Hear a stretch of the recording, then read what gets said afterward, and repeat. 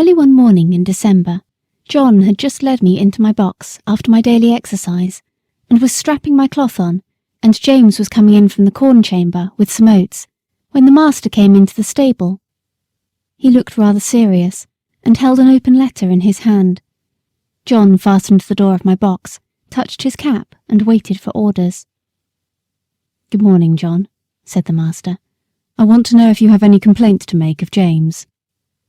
"Complaint, sir? No, sir." "Is he industrious at his work and respectful to you?"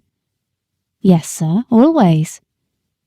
"You never find he slights his work when your back is turned?" "Never, sir."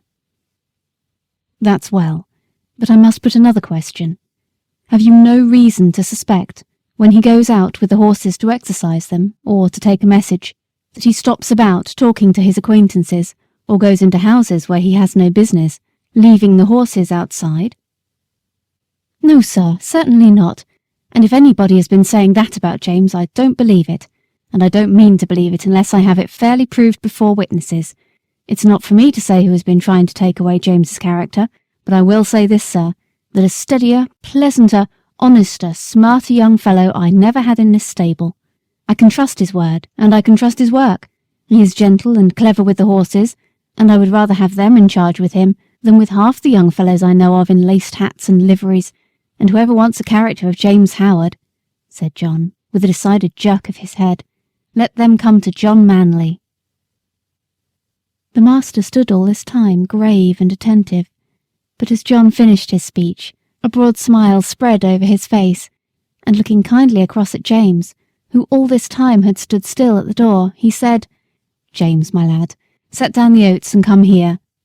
I'm very glad to find that John's opinion of your character agrees so exactly with my own. John is a cautious man," he said with a droll smile, "and it is not always easy to get his opinion about people. So I thought if I beat the bush on this side, the birds would fly out, and I should learn what I wanted to know quickly. So now we will come to business. I have a letter from my brother-in-law, Sir Clifford Williams, of Clifford Hall.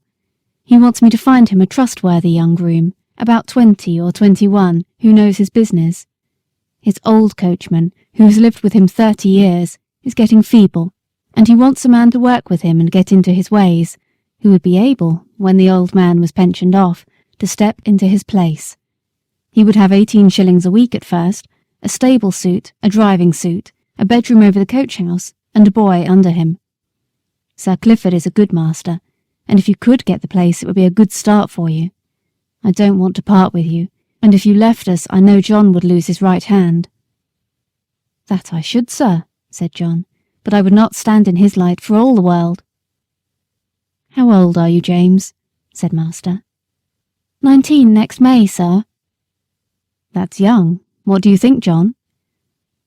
"Well, sir, it is young, but he is as steady as a man and is strong and well grown, and though he has not had much experience in driving, he has a light, firm hand and a quick eye, and he is very careful, and I am quite sure no horse of his will be ruined for want of leaving his feet and shoes looked after." "Your word will go the furthest, John," said the master, for Sir Clifford adds in a postscript, "If I could find a man trained by your John, I should like him better than any other. So, James, lad, think it over, talk to your mother at dinner time, and then let me know what you wish."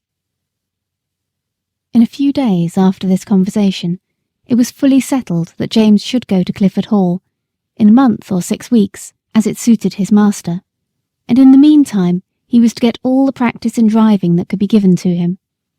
I never knew the carriage to go out so often before.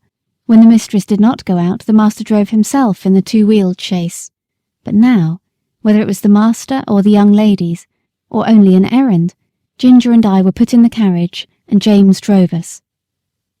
At the first, John rode with him on the box, telling him this and that, and after that James drove alone.